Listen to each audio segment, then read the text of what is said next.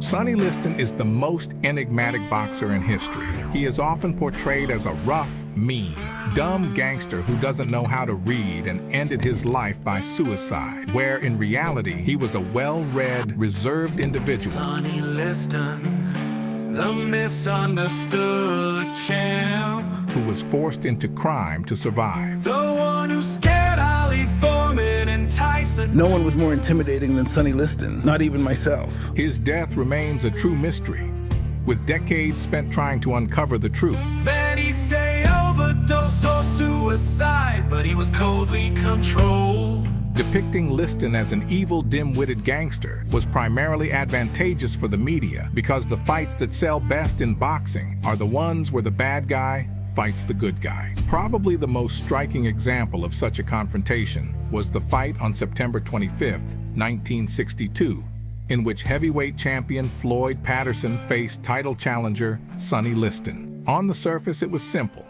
black and white, good Patterson and bad Liston. But if you dig a little deeper, the situation doesn't look so clear-cut anymore. No one knows exactly when Charles Sonny Liston came into the world, but it was in the time frame of about 1928 to 1932. Officially, May 8, 1932. But that date was given by Liston himself. His mother maintained that he was born on January 8th or 18th. Why the confusion? Liston was the 24th child of 25 in a family that worked on cotton plantations from early morning until late at night. This number of children had a practical use. Children were needed as a labor force. Liston Sr. used to harness Sonny to the plow because there were not enough mules. If the father thought his son was doing a poor job, he would whip him. It could be a couple of strokes, and sometimes it was a brutal beating. Sonny bore the scars from the whip for the rest of his life. In 1945, Liston Jr. ran away from home and went to St. Louis, where his mother, who had left her husband, lived. When Sonny arrived at his mother's house, the surprise for her was not pleasant. Where would an uneducated dark-skinned boy in a big city go in such a situation? Most people, of course, would say, into crime. But Sonny Liston decided he needed an education. He couldn't write or read, so he had to start over. But he was much older than his classmates and looked like Gulliver in Lilliput. For this, he was constantly bullied and dropped out of school. His tyrant father bullying at school and his mother's spiteful attitude sent Sonny Liston straight to the street. He had to literally survive, and mostly with his fists. Liston was incredibly gifted physically, and in a street fight he couldn't even be handled by a group of a few people. Sonny was the real terror of St. Louis. Seeing that the poor black population has virtually no chance for decent employment, he began to make a living by criminal robberies. The objects were mostly roadside cafes and gas stations. On June 1, 1950, Liston began serving a 5-year sentence for his crimes at the Missouri State Correctional Center, one of the most gruesome prisons in the United States.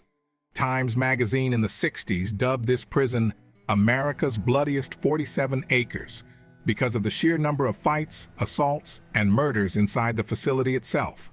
Serial killers, racists, mercenaries, rapists, and members of armed street gangs were incarcerated there. Even among such cream of society, Liston's charisma and intimidating appearance created a safe buffer zone around him that no one wanted to cross. It was in prison that Sonny was introduced to boxing. He had attempts to take up the sport as early as 13 years old, but at that time, he did not take it seriously. Seeing his physical data, he was offered to take part in the prison boxing program. Liston was sparred with former professional boxer Thurman Wilson. After 2 rounds, Wilson refused to continue, saying, "He's going to kill me." Thanks to his boxing talent and good behavior, Liston was released much earlier. Instead of 5 years, Sonny served 2.5 years and was released in October 1952. Interestingly, remembering the prison, Liston did not regret. He said, "I was fed 3 times a day and it was enough for me." About the boxing phenomenon learned one of the most famous Italian-American mafiosi, one half of the 20th century, Frankie Carbo. In the 50s, he held high positions in criminal structures and at the same time was an influential manager and promoter in boxing. but not official, and shadow. After his release, Liston spent just under a year in the amateurs. He won the Golden Gloves of the city of Chicago. In September 1953, with the support of Frankie Carbo, he began his professional career. In the late 50s, there was a government purge of professional boxing because boxing was popular, but it was perceived as a sport closely associated with crime. Frankie Carbo served 2 years for running a boxing management business without a license. He got out in 1960. And in 1961, he was arrested again for conspiracy and extortion and sent to prison for 25 years. Because Carbo was Liston's manager, Sonny's license was taken away. To restore it, had to testify in a U.S. Senate investigation into the influence of organized crime on professional boxing. As a result of the investigation, Liston's license was returned. But let's go back a little bit. In 1956, when Liston's career was interrupted because of problems with the police. In those years, racial discrimination was rampant in the United States. Since the St. Louis police already knew who Liston was, the cops didn't give him a moment's peace. It wasn't even just that the police were harassing Liston. It's not even that the police were harassing Liston exclusively. It's that the police were harassing a huge number of people in the black population of the United States. Liston was once fined for a traffic violation for simply walking on the sidewalk. The story reached its peak in early May 1956. When Liston literally tried to hand him a parking ticket on the spot. Sonny noticed that the policeman was drunk and resented this circumstance. The policeman responded by calling him a black ass. Liston couldn't stand it and broke the policeman's leg, took away his gun, and left the scene. Taking into account that this episode had many witnesses, the case was decided not to inflate, but Liston still had to spend 9 months in corrective labor. As soon as he was released, provocations from the police continued. Another conflict with an inadequate policeman ended with Liston shoving him into a garbage can. On the one hand, the police should not have been touched. On the other hand, according to eyewitnesses, the two racists got what they deserved. However, after that, Liston was explicitly hinted that if he didn't leave town after that, he would simply be shot. Sonny moved almost 1,500 kilometers east to Philadelphia, Pennsylvania. He returned to the ring in January 1958, and over the next 2.5 years, he had 16 fights. Sonny destroyed one opponent after another, and in the mid-summer of 1960, he was the unanimous #1 ranked contender in the super heavyweight division. The undisputed champion was Floyd Patterson. Liston was ready to fight for the title, but there were certain circumstances that prevented this, because at the time, Liston became a contender. Floyd Patterson represented something more than a super heavyweight champion of the world. Floyd Patterson was born in 1935 in North Carolina, but his family later moved to Brooklyn, New York. By the age of 10, Patterson had stopped attending school and engaged in petty theft on the street. But he was caught and placed in a reformatory for children, where he spent 2 years. He was then transferred to a regular school, where he was introduced to boxing at the age of 14. Patterson's progress was so rapid that already at the age of 17, that is, 3 years after he started boxing, he was sent to the 1952 Olympics in Helsinki, where he became the Olympic champion in the middleweight division. Patterson made his professional debut that same year, under the tutelage of Casa D'Amato, who began to instill in the boxer the famous peekaboo style, the same style that D'Amato would successfully instill in Mike Tyson 3 decades later. After world super heavyweight champion Rocky Marciano ended his career and successfully vacated the title in November 1956, 21-year-old Floyd Patterson and reigning world light heavyweight champion Archie Moore, 42, played for the championship belt. Moore was the favorite for the fight, but Patterson's youth and skills took over. While for Floyd, it was the 32nd fight of his career. For Moore, it was 190. You heard right. It was the 190th fight in the career of the old mongoose, as Moore was called. However, in time, one fight in his career was recognized as unofficial, but the general essence of this does not change. By the way, Moore owns one of the most significant records in the history of boxing. He has the largest number of early victories among boxers who became world champions. Archie Moore has 132 early victories, but back to Floyd Patterson. He, at 21 years and 331 days, became the youngest super heavyweight world champion in boxing history at the time. If you look at the regularity of Patterson's performances after winning the title, It might seem like he was ahead of his time. He only had 1-2 fights a year, which is more typical of modern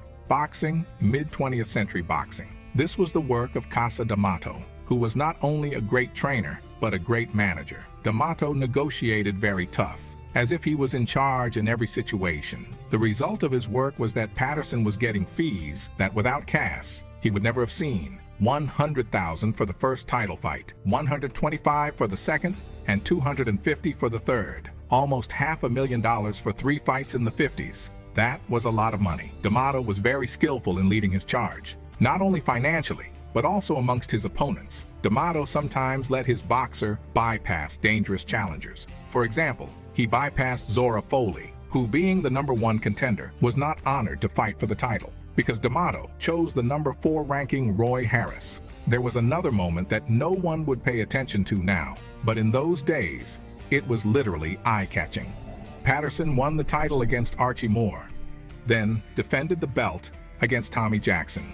Both were black. Patterson's next 5 opponents were white, despite the fact that the trilogy with Ingemar Johansson turned out to be one of the best in boxing history, and Johansson was the #1 contender at the time of their first meeting. Patterson began to be accused of avoiding dangerous challengers, as well as avoiding black opponents. When Patterson regained the lost title in his second fight with Johansson, the undisputed challenger for the belt was Sonny Liston, but Patterson opted for a third fight with the Swedish boxer. After the victory in the third fight, it seemed that nothing was in the way of a fight between Patterson and Liston, but Casa D'Amato said that Patterson would not fight Liston because Sonny is connected to the mafia. Instead of the first number in the ranking Liston, Cass chose as an opponent for his boxer Tom McNeely, who was located on the 9th line of the ranking. It should be noted that in those days, everyone relied on the Ring magazine ranking, and if the Ring put someone in the first place, no one disputes it. But the magazine could not force the champion to fight with this first number. That was only part of the picture, which in reality was much bigger. If you look at Floyd Patterson through more than just a boxing lens. In the early 60s in the United States, there was a sharp jump in the activity of the movement for the rights of black people. The movement was born in 1955 in the city of Montgomery, Alabama, when a black seamstress, Rosa Parks, was arrested and fined for refusing to give up her seat to a white passenger. She actually broke the law, according to which the first 4 rows in the bus were only for white citizens. Blacks could only sit in the seats behind those rows. If all the front seats were occupied, a black citizen was obligated to give up his or her seat upon the request of a white citizen. Parks refused to give up her seat and was therefore arrested. This provoked a boycott of the bus lines in Montgomery by the city's black population. The protest, which lasted 381 days, was led by Martin Luther King, a prominent black rights activist. Since black citizens made up 70% of the city's population, the bus line suffered huge losses. Not to say that this had any effect, but the bid was made, and in the early 60s, the black rights movement intensified its activity. Black people began to seek support from influential people among the white population and attracted famous black people to their ranks. One such person was the super heavyweight champion of the world, Floyd Patterson. Patterson became a knight in white armor, and in January 1962, the unimaginable happened. Floyd was invited to the White House for a meeting with John F. Kennedy. The U.S. president gave his hand to the black boxer. The world had changed. The problem was that the Patterson-Liston fight was now a political issue, and politics always gets in the way of sports. A powerful black rights organization didn't want Patterson to fight Liston. On paper, it looked like Floyd didn't stand a chance against Sonny. Both boxers, though in different statuses, had become puppets in the hands of those who moved the pieces on the political chessboard. One wanted to keep the other one in the status of champion, the other not to let him to fight for the title. But if you open specialized boxing publications, you can read that Patterson is afraid of Liston, that in fact it is Liston who is the best super heavyweight, not the champion Patterson. There was even an article calling Sonny the new Joe Louis. Liston's positive publicity was unprofitable. It was necessary to smear him in the mud, and then a reliable tool, proven over the years, was used, an objective and independent, in quotes, press. The newspapers started thrashing Sonny Liston. They reminded him of all his sins, Articles with headlines whether Sonny Liston deserves the title status began to come out one after another, and of course the authors came to the conclusion that he does not deserve. But since Liston's serious athletic achievements could not be denied, everyone wrote that Sonny did not deserve the fight from a moral point of view. They called him a threat to civilization, a threat to the purity of sport. The articles wrote, yes, he is black, but he works for white mobsters. Liston created the image of a criminal whose place is not in the ring, but in prison. Although for his sins, Sonny has already served his sentence. Liston is certainly far from ideal, but he did not deserve such a humiliating treatment. The press called him a gorilla, a primitive man, a beast of the jungle. One headline read, Sonny Liston is a heavyweight nobody likes. Another read, bad man in and out of the ring. And just below is a short profile, big 27-year-old Sonny Liston, who could be the next super heavyweight champion, a violent man who couldn't read or write. About not being able to write and read, that wasn't true. Sonny could both read and write. The journalist's dislike of Liston was affecting him on a personal level, in addition to the added financial incentive. Sonny made no secret of the fact that he didn't trust journalists, and he also didn't like stupid questions. Once he said, journalists ask stupid questions. When they look at the sun, they ask if it's shining or not. And it must be said that these words of Liston will always be true. When someone asked him a stupid question, Sonny always gave a short but very clear answer, after which the journalist had nothing to say. Sometimes he could just look menacingly at the journalist and not answer, because he didn't think it was worth wasting his personal time. Even though Sonny didn't even have a high school education, he wasn't a stupid person. And he knew a lot more about life than the journalism graduates who were offended to be exposed by some uneducated. So they played on him in their articles as best they could. After a prolonged information attack, Liston simply didn't have a chance to fight for the title. But suddenly, and this was the real shocker, one man stepped up for Sonny Liston. This man's name is Floyd Patterson. They didn't want me to fight him because there was a good chance he would win the fight. And apparently, if he won the fight, he would be seen as the epitome of the black race. I, on the other hand, felt that his life path was similar to mine. I thought he should get his chance. So I went against my manager and gave him a chance. I think he has fully proved that he is the #1 contender. Personally, I think he has every right to fight for the title despite his unfortunate past. I'm sure you're happy with Patterson's actions and his willingness to fight you. He said some good things about you, Sonny. Yes, he did, and I was actually surprised that he insisted on the fight.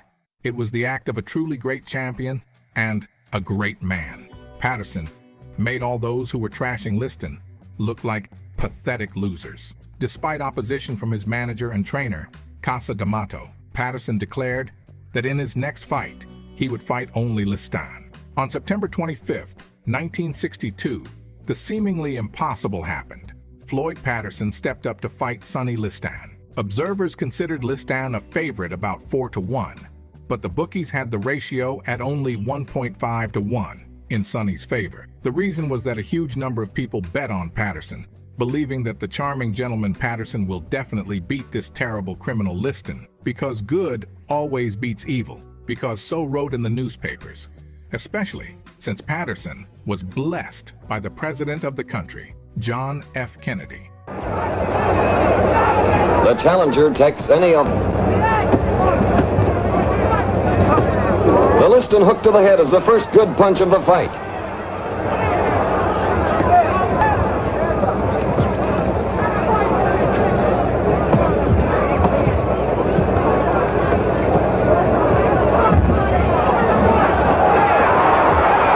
A left, a grazing right, and a solid left to the cheekbone dropped the champion.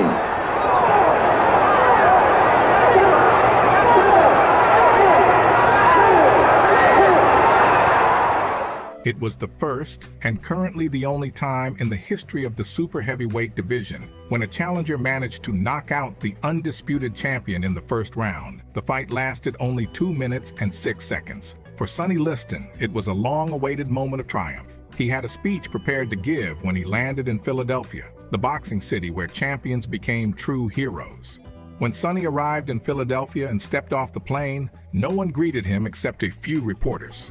Here's how the episode was described by one of the witnesses. Liston looked around and you could literally see the look of pain in his eyes. He had been deliberately insulted. Philadelphia wanted nothing to do with him. Liston's abundant mud-slinging in the press over many months took its toll. Only he wasn't a heavyweight that no one liked. He was made that way. And in the moment of his triumph, which he had come to against all odds, and which he was so eager to share with all people, he was nobody's favorite. But the public's ignoring of Liston was only half the problem. Philadelphia police began literally chasing the world champion. The last straw was the episode when Liston was stopped and ticketed for driving too slow. Sonny traveled 2,500 kilometers west. He moved to Denver, Colorado. Leaving Philadelphia, he uttered a phrase that became famous. "I'd rather be a lamppost in Denver than a meter maid in Philadelphia." Things didn't get any easier after the change of residence. Now Liston was being harassed by the Denver police. People around Liston claimed that it was during this period that Sonny began to fall apart psychologically. He began to abuse alcohol, thus making the police's job easier. When officers saw Liston's white Cadillac, they immediately pulled him over and periodically had a perfectly legal excuse to take Liston to the station. Meanwhile, Floyd Patterson decided to exercise his right to a rematch. Of course, there were hopes that Floyd and D'Amato would work something out, but even if they didn't, it would be stupid to refuse a big fee. The size of the fee could have exceeded $1 million. At the time, the only boxer in history to receive $1 million for a fight was Jim Tunney. In 1927, in his second fight against Jack Dempsey, Tunney's fee was $990,000. Tunney paid the promoter $10,000 to write him a check for exactly $1 million. Therefore, Tunney is the first boxer to receive $1 million for a fight, not earn it, because he actually made $990,000. In the case of the Liston-Patterson rematch, the boxers could have earned $1 million. Even before the first fight, D'Amato made sure that in the case of a rematch, the boxers would split the earnings in half. In the first fight, champion Patterson received about 50% of the total income, Liston only 12.5%. In the rematch, both boxers received 30% of the total revenues each. In the end, each received $400,000, and it was the first fight in boxing history in which both boxers' fees were over $1 million. Liston was a 4-to-1 favorite because, again, there were many people who believed that from the second evil, good would definitely defeat the very evil they read about in the newspapers. The rematch took place on July 22, 1963, and lasted only 4 seconds longer than the first fight.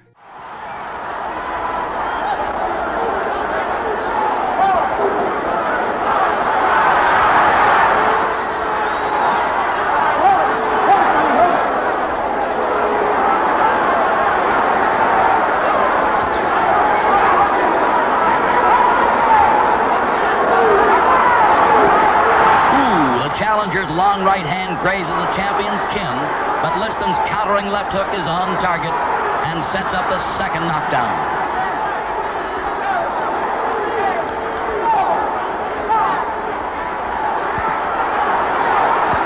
Two jarring right hands are followed by the knockout blow, the left uppercut. And this despite the fact that during the period of preparation for the fight, Liston was already regularly attached to the bottle. But apparently for Patterson, Liston was that insurmountable opponent, because then Floyd continued to fight with serious positions. He defeated real title challengers and even challenged for the championship belt, although unsuccessfully. But no one had done to Patterson in his entire career what Liston had done to him, and twice. After 2 resounding victories over Patterson, Liston faced a young and brash challenger named Cassius Clay. This is, by the way, the only case in history when a boxer had 2 fights for the title of world champion against one person, but this person went to the fight under different names. In the first fight, it was Cassius Clay, and in the second, Muhammad Ali. It was this confrontation that made Ali a world star. His trash talk and attempts to intimidate Sonny became boxing classics. Ladies,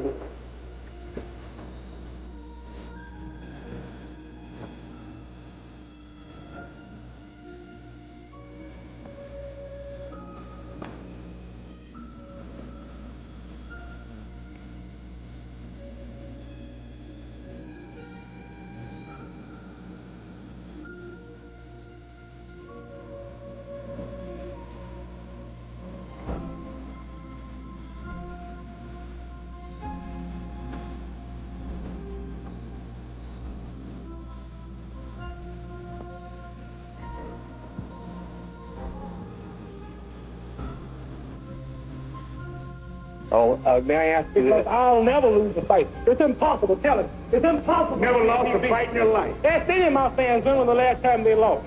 I'm too fast. Champion from I'm the the crib. king. Born the champ. Born the champ from the crib. An unheard of thing happened at the Main Street Gym in Miami.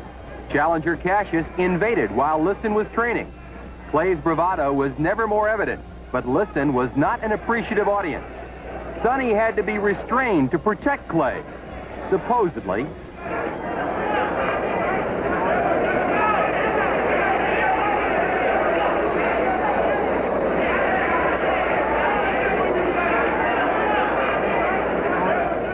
My New Year's revolution is to knock out that big ugly bear, shake up the whole world in 1964, and talk no more. Now, will you please do us one favor and look right into the camera and wish Sonny Liston a very, very happy New Year? Yeah, I wish him a happy New Year because he's going to need happiness after I annihilate him because I'm going to beat him so bad, he's going to think he robbed the bank. And I'm getting tired of talking. Is this going to call for a new contract signing? I don't know what it's going to call. I'm just ready to fight, and I'm glad it'll be here where all these big-mouth people here in Miami talking about I talk too much, and Liston's going to whoop me. Well, I want all of them to be there, and I'm going to shut up all of his mouths. For those of you who won't be able to see the Clay Liston fight, here's the 8th round exactly as it will happen.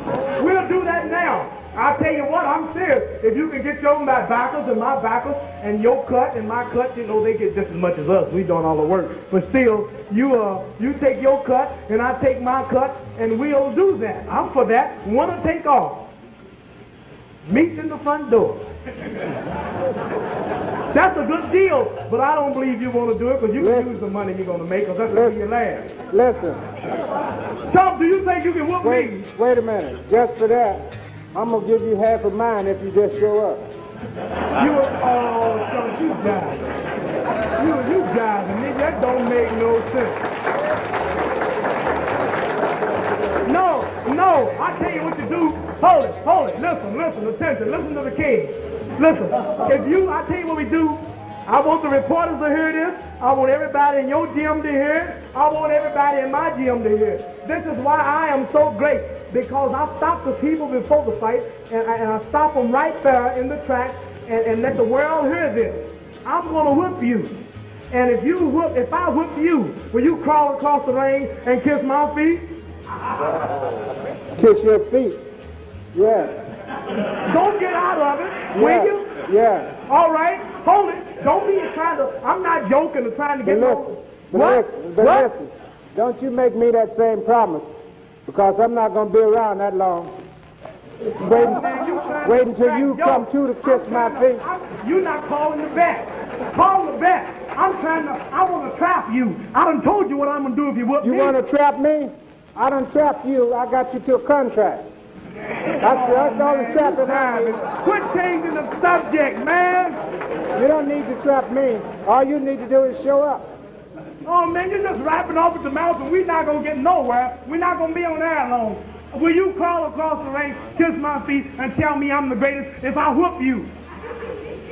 If you ever dream of that, you better catch the plane and leave town. Oh, man, I proved you wrong. You backed up, didn't you? You won't predict like me, will you? You're not too sure of yourself, are you, huh? You don't want to put yourself on a limb, do you? That shows you I'm the greatest. I just don't want to wait around all night for you to come across the ring. I'm young, I'm handsome, I'm fast, I'm pretty, and can't possibly be beat.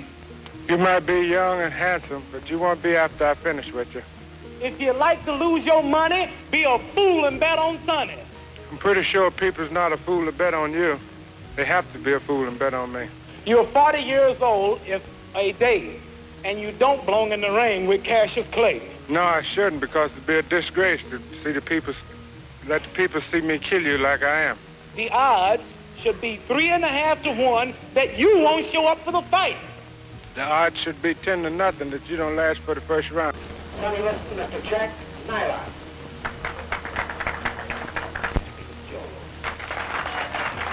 Further, we would like to say at Fiscal Streets in Chester, Pennsylvania. If he wants me, you tell this to your camera, your TV man, your radio man, and you right there in the home ring. I'm now out of the ring on my knees. Tell him he's the greatest and catch the next jet out of the country. That's what I think about Sonny Liston. I didn't say it would go 30 rounds. I said I was going to train for 15 rounds of running and 15 rounds of fighting all at the same time. Yeah. I don't have to train for no man weighing 230 pounds. Man, light heavyweight can't keep up with me. I'm the prettiest baby in Sugar Ray and with football. Go ahead, let's hear from you. I can't talk that loud. He don't have to talk. He's the champ. I do all the talk. You're the champ of talking. I'm the champ of fighting.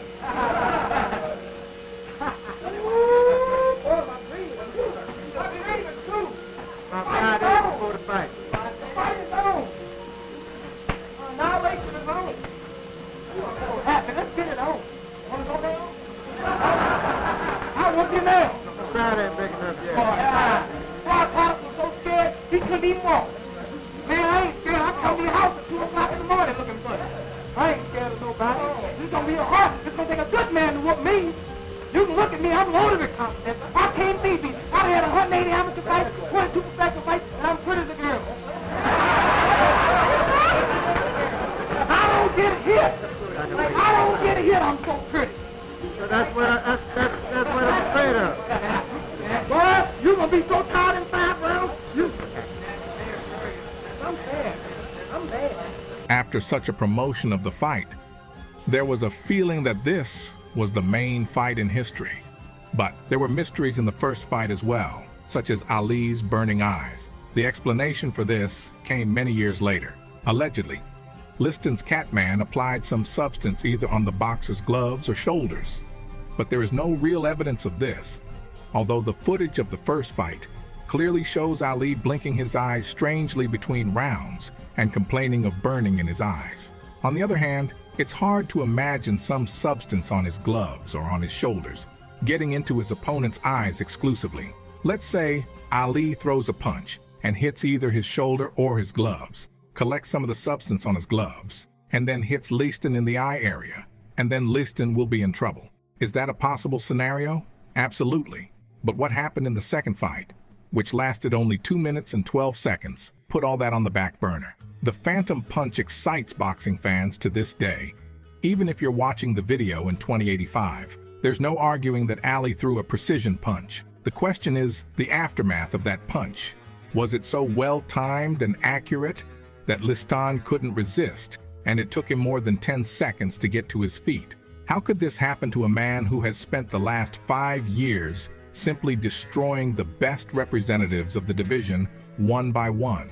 One theory is that many feared an assassination attempt on Ali by Malcolm X. You can read more about this in the Ali Liston issue. There was talk that Ali could be shot during the fight, right in the ring, since that was the only place where he didn't have the 12 bodyguards he was assigned by the FBI around him. So Liston wanted to get out of the ring as fast as possible. But if Sonny Liston was so afraid for his life, why not withdraw from the fight at all? According to another version, Liston gave up the fight on the orders of the mafia, but there are inconsistencies here. First, boxing changed after the purge by the U.S. Senate. At the time of 1965, about boxing could not be said that it was under the control of criminals. Secondly, if Liston was connected to the mafia, why would they force Liston to give the belt to some young upstart, as many called Ali, who originally had no ties to the criminal organizations? What I say next is my personal opinion. And while conspiracy theories give any story a special charm, perhaps it was much simpler than that. Just imagine a man under constant pressure in the form of harassment in the press and under the scrutiny of the police because of the wrong skin color in the opinion of those years. And it goes on for years. And the more you push for it, the more resistance there is. It gets to the point where even the president of the country wants you to fail. Liston was not the first black man with a criminal record, but no black champion had ever been so humiliated and harassed as he was. Add to that his father's cruel attitude and his mother's indifference during his childhood. Against the background of all this, it doesn't seem strange that Sonny Liston at some point simply got tired of fighting and broke down. By the time of the second fight with Ali, it was difficult to answer with precision the question of what Liston did more, training or drinking. Liston had already realized that no matter how much he tried to get rid of his image, which was mostly given to him by the press, for the public, he would remain a criminal, a gorilla, and a heavyweight that nobody liked. And since that's the case, what's the point of it all? Who knows? Maybe Sonny Liston subconsciously wanted to lose to Ali, just to relieve himself of the burden he was unable to carry. Interestingly, after 2 losses, Liston decided to hide from the American press and audience. He went to Sweden, where he had a number of official and exhibition bouts. Sonny returned to the American ring 3 years later after 2 fights with Ali. I walked over to him. He was alone in the far corner of the locker room. I told him, "I know how you feel. I've been through it myself." And he didn't say a word. He just kept looking at me, and he had his unkind look on his face. I don't think he even realized he was looking at me with that look on his face, but I kept talking anyway. Eventually, I told myself that I was unlikely to get through. I told him, "I'll see you later." I headed for the door, and as soon as I got to the door, he ran up to me, put his hand on my shoulder. I turned around, and he said thank you. And at that moment, I realized that I was able to give him my support. After Ali's 2 wins over, Liston Muhammad's next opponent was Floyd Patterson. The audience cheered for Patterson, who stated to Ali that the image he presented of a black Muslim was an embarrassment to America. The audience was fair. Years later, Ali admitted that he made a mistake when he refused to leave the Nation of Islam and blindly believed what the organization's founder, Eli G. Muhammad, imposed on him. Cloaked in good causes, the organization turned out to be a group of black radicals with political ambitions. The donations to her were not for fighting black rights, but to ensure that Eli G. Muhammad lived a carefree life. At the time, Ali didn't realize what he was getting into, and his remarks often contained a note of racism against the white population. As the fight progressed, Ali mocked Patterson and called him White America. Unfortunately for Patterson, Ali was too good and won by technical knockout in the 12th round. In 1972, 7 years after their first fight, they met again. Although Patterson was losing, he looked good. The fight was stopped after the 7th round, due to Floyd's left eye being completely closed. This was Patterson's last fight of his career. After his career ended, Patterson served 2 terms as chairman of the New York State Athletic Commission. He often traveled to Sweden to visit his former rival, at that time already a friend, Ingemar Johansson, as well as his younger brother, Raymond, who went to Switzerland in 1965 and worked there as a trucker. Patterson has 2 daughters and an adopted son, Tracy Harris Patterson, who later became a 2-weight world champion. In 1993, Tracy Harris created a bit of a sensation by defeating Mexican boxing legend Daniel Zaragoza early. Floyd Patterson and Tracy Harris Patterson are the first father and son in boxing history to become world champions. Floyd spent the last years of his life battling Alzheimer's disease and prostate cancer. He died on May 11, 2006. He is a man who won the world super heavyweight title twice. That being said, he was very humble. He never bragged about anything, not his fights, or anything he accomplished in life. He always inspired you. He always said positive things. I remember we were driving through his old neighborhood. Me, my sister, and my dad. He stopped and started talking to people. He did that a lot. A couple men came up who looked like they were homeless. My dad started talking to them. They were hungry and asked for money. He didn't want to give them the money because he wasn't sure it would be spent in the right way. But he said, "If you're hungry, I have an idea. We'll all go out to lunch." My dad, me, my sister, and 2 homeless people went to lunch, and he told them many stories from his life. In 1991, Floyd Patterson was inducted into the International Boxing Hall of Fame. At the same ceremony, Sonny Liston was also inducted into the Hall of Fame. He finally got the recognition he had dreamed of for so long.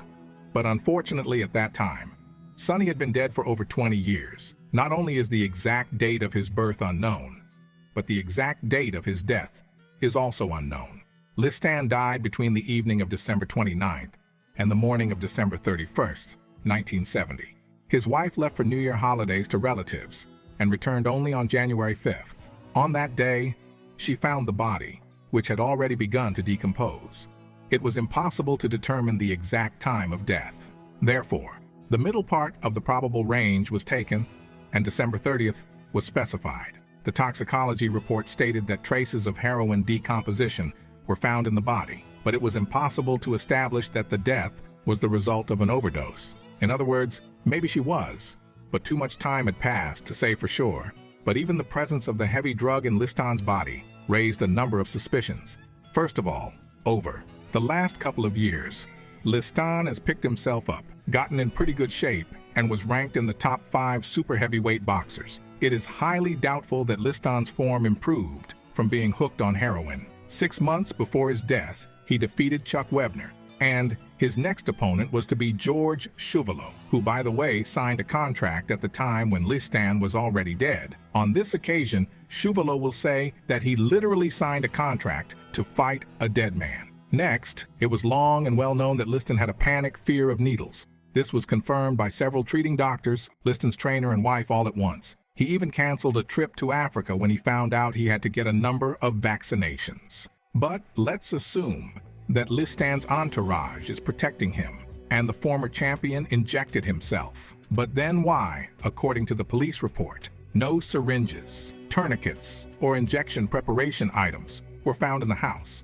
Some police officers speculate that all the items could have been removed by the wife before the police arrived to save her husband's reputation. But why would she leave 3 packs of heroin lying around in the kitchen in an attempt to save her reputation? If she could theoretically have gotten rid of the compromising items from her husband, why did the police not pay any attention to this at all and take no action to try and find these important items? Despite the presence of traces of alcohol and heroin, the final report stated that Liston died of natural causes, so the case was immediately closed. A current athlete of about 40 years died of natural causes? Because of this, there is an opinion that Sonny Liston was murdered, and several versions of why this could have happened. One theory is that crime bosses asked Sonny Liston to lose a fight against Chuck Webner to capitalize on a big bet. But Sonny won the fight, and someone lost a lot of money. According to another version, the former champ was involved in the Las Vegas shady business and asked for too big a share in the business, and they got rid of him.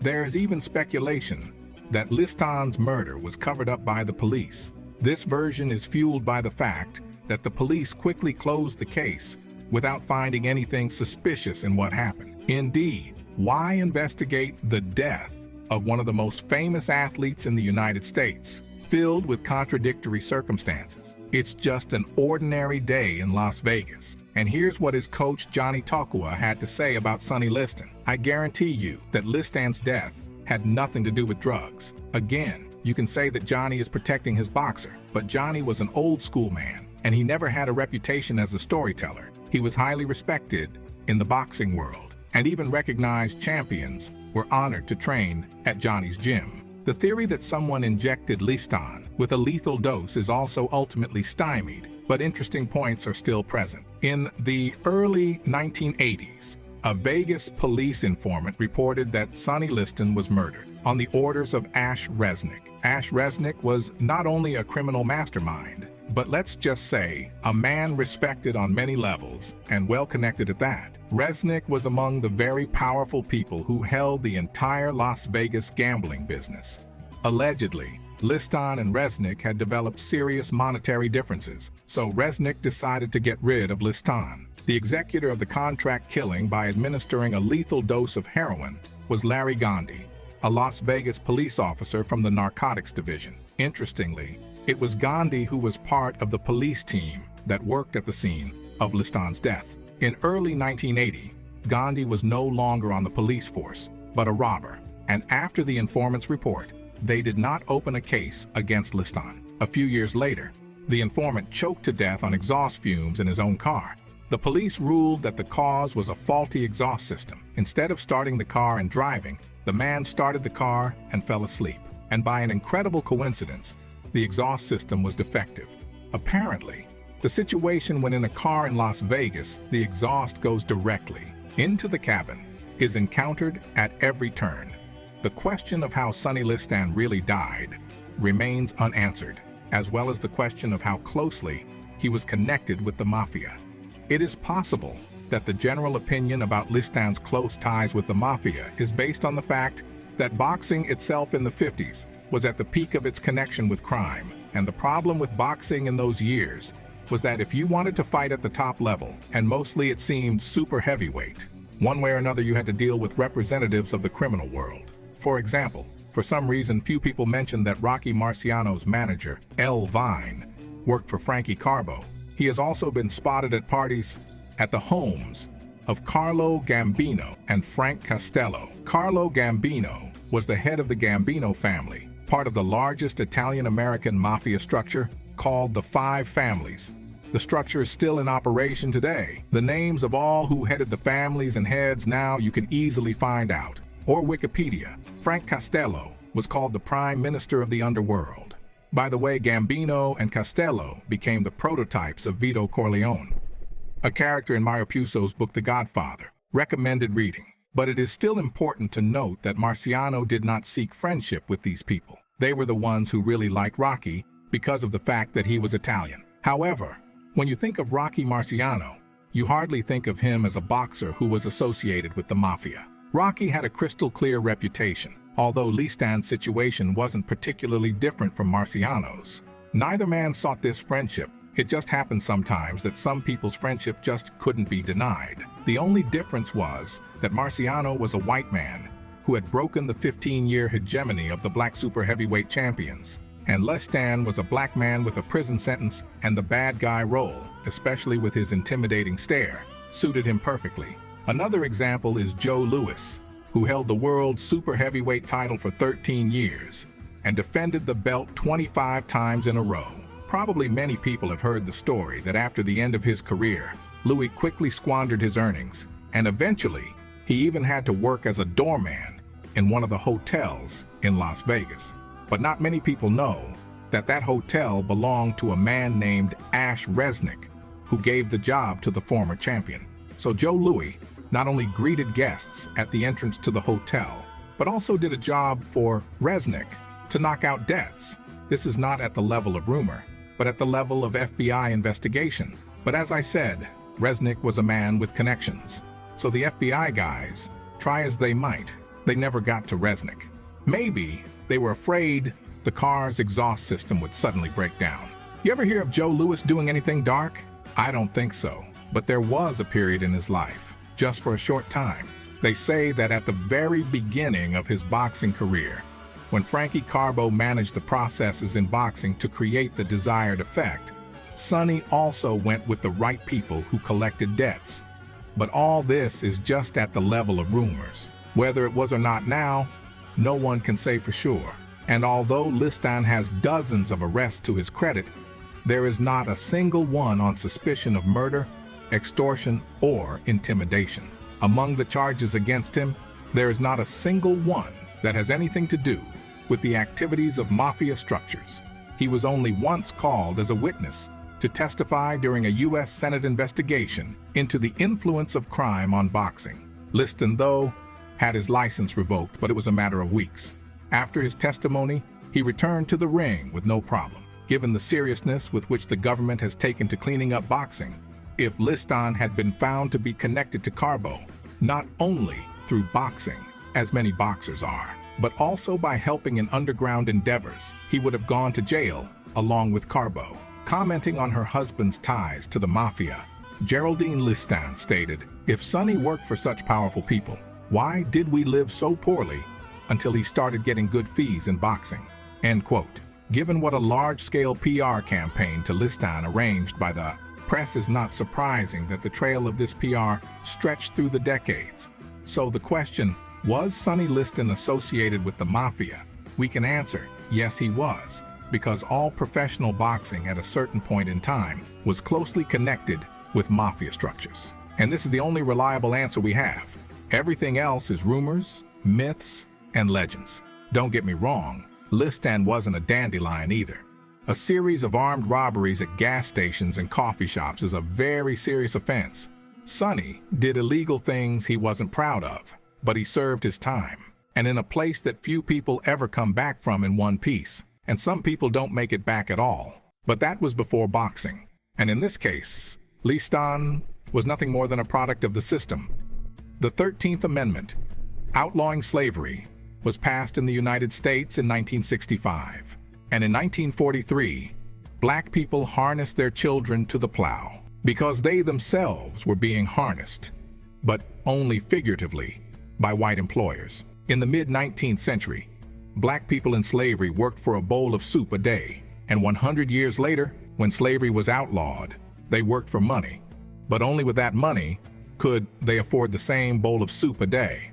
So what's the difference? So, a lot of these people had little choice: be a slave or be a gangster. But even here, Liston made an attempt to create a third option for himself when he went to school. But in the end, from the age of 13, he had to make his way alone in a society where black people were mostly not even considered human. Sonny Liston is probably the most enigmatic figure in world boxing. No one knows when he was born. It is not known exactly when and how he actually died. Many opponents he broke with just one look. Mike Tyson once said, "Liston makes me look like an honor student." They called him a man with a dark aura. But Sonny had a good sense of humor. In his circle of friends, he was a very gentle and kind person and liked to give his friends expensive gifts. He often visited various children's institutions. It was when surrounded by children that Sonny looked happier than ever, and the children adored him. As one of Liston's friends said, Sonny knew that children needed nothing from him but attention. So with them, he could cast off his harsh mask and be himself. Liston never refused to talk to people who approached him on the street, but the press tried to keep these stories out of the public eye. Some facts about him as a person only became widely known after his death. Sonny Liston is a man of mystery, a man of legend, a legend with a plus or minus sign everyone will decide for himself. On his modest grave is written, Charles Sonny Liston, 1932-1970, without specific dates. And just below that it says, a man. This is symbolic, because in his lifetime, Liston wanted to be seen as an ordinary man. He made mistakes, but recognized them and strived to be a better man. Liston was the real deal. You know, like some guys out here, they get in the paper. Liston was knocking the cops out, breaking the just knocking. So when he comes to a town, Liston comes to Philadelphia, so to speak. The cops made a call. They come to the train station, the bus station, wherever you at, you can't come here. You get on the bus and leave. They won't let them. St. Louis, you can't come here. The cops at the train station, get on the bus and leave. They won't let them come in the States. Too dangerous. Just for formidable, mean son of a bitch. And he happened to be a fighter. You rank yourself number 3, and above you, you rank Liston and Patterson. Which would you rather fight and why? Well, to tell you the truth, I would fight Floyd Patterson because Sonny Liston is a much rougher fighter than Patterson. He's a much harder hitter than Patterson. And Sonny Liston, I watched him here in the gym a few months ago, and he can hit a guy in the elbows and just about break his arm. Oh, Sonny Liston, no doubt the scariest human being I've met in the ring. I never took a step back, but no one made me box. On Sonny Liston, I was his stablemate, and we would spar, and I knew then I had to back away. Probably the strongest heavyweight I'd ever dealt with. The only man to make me back up consistently. He'd look at people and just look right through them, wouldn't answer questions, and he wasn't putting on being mean. He was just not the nicest fella you'd meet. And I said, if that's the way you have to be heavyweight champ of the world, I'm gonna be that. If he would come to me, I'd kill him. And if he run, I'm gonna catch him and kill him. If he comes to me, I'm gonna break his neck. And if he chooses to run away, I'm gonna catch him and break his neck. Liston was a great fighter. I seen him knock out a guy's teeth one night, and this is literally, it's the truth, there's no baloney. Hit him so hard, he dislodged the mouthpiece, and the teeth went with the mouthpiece. Liston with another left hook, a right, and another left, and Bethia is down. I'd seen him fight guys that were devastating punches. I'd seen him fight those guys. I've seen those guys knock the daylights out of him for a while, but then he would always come on to knock him out. He closes in on Williams in the corner and sends in a volley of rights and lefts to the head. Williams goes down for the second time from that barrage of punches. I had 147 fights, 4 world champions I fought 9 guys in the top 10, and nobody ever hit me like that guy. Every time he hit, he broke something. I went to 10 rounds with him. He broke my nose, my left cheekbone, and gave me 72 stitches. Your own mind, you felt that you had to fight him, but I don't believe the public or the press would have ever criticized you if you had never fought him. Well, that's true. In fact, there are many people that told me not fighting because of his reputation. My manager, for one, the NAACP, and many other organizations, as well as the press, asked me not to fight him. First, you have to look at it like this. Sonny Liston was led into boxing. He fought his way up. He eliminated all other competition, and he fought himself up to being the #1 contender. And I feel that he deserved the chance. And I wanted to continue being the heavyweight champion, or at least feeling like it. That's why I gave him the chance. A left, a grazing right, and a solid left to the cheekbone. Trump, the champion. Well, I would say that Sonny Liston is a extraordinarily good fighter, a very strong fighter, a very determined fighter. Sonny Liston inspired me. He was in jail, he got out, he fought his way to the top, he beat everybody in front of him. So that inspired me to do something with my life while I was there in reform school and in prison. Going back 15 years, how would you rate Liston as a champion? Sonny Liston was, before I fought him, considered one of the greatest fighters in history. Sonny Liston had a punch that knocked out Floyd Patterson with just about one round twice. One fist as big as both of mine. Everybody was scared of him. Were you scared of Liston? Scared to death. And a left hook catches Cleveland Williams and drops him. Cleveland Williams battling to stay on his feet. Bang to the canvas again. Sonny Liston, the misunderstood champ. Media painted him as a menacing stamp. An illiterate gangster, they all would proclaim. But deep inside, he was well-read, not the same.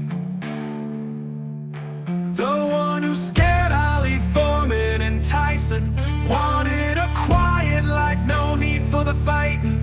His death is shrouded in mystery untold. Many say overdose or suicide, but he was coldly controlled. A hard life he had, but his spirit unbroken. He sought peace, yet in this rhythm he was awoken. Overdose or suicide, they all chatter loud, but behind those rumors the truth's hidden in a shroud. Sonny Liston lives on in our hearts. The truth about him slowly imparts. He wasn't a monster, just a man with a dream, whose life ended abruptly like a silent scream. Right, and left hook to the jaw would put Williams down. He closes in on Williams in the corner and sends in a volley of right and left to the head. Williams goes down for the second time from that barrage of punches. Sonny floors Harris with a smashing left hook. He wasn't a monster, just a man with a dream, whose life ended abruptly like a silent scream. Like a silent scream. Solid left to the cheek side. Liston throws up throwing punches with 4 times and is up 90-something to the first round. Sonny Liston lives on in our hearts. Liston is going for blockbusters and flying couples. The truth about him slowly imparts. He wasn't a monster, just a man with a dream, whose life ended abruptly like a silent scream.